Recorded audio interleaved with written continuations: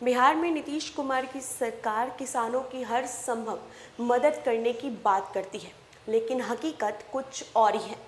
इस समय किसानों को दोहरी मार का सामना करना पड़ रहा है। एक तरफ बाढ़ का कहर है तो दूसरी तरफ खाद की कालाबाजारी। इसी को लेकर किसान परेशान हैं।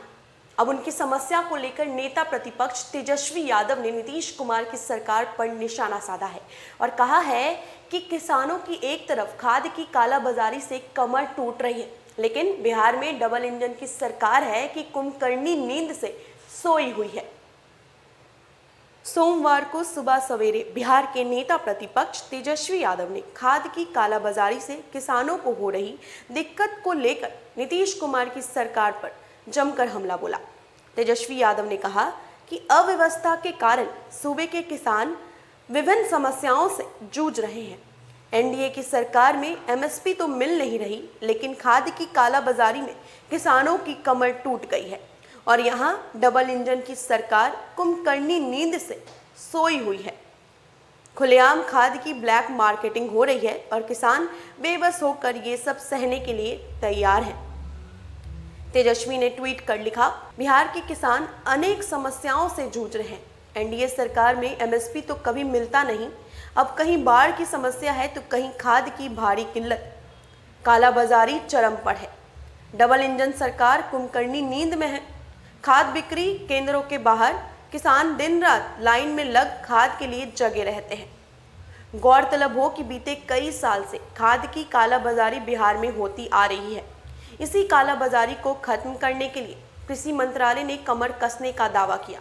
बिहार के कृषि मंत्री अमरेंद्र प्रताप सिंह ने पिछले महीने एक आदेश दिया था कि खाद की बिक्री में गड़बड़ी पर रोक किसी तरह लगाई जाए। सरकार ने कई जिलों के कृषि अधिकारियों को सो कॉज भी किया था, लेकिन इसके बावजूद भी लगातार मुंगेर, मोतिहारी, दरभंगा, भागलपुर, मधुबनी, पश्चिमी चंपारण समेत कई जिलों में खाद की कालाबाजारी की शिकायतें आ रही हैं।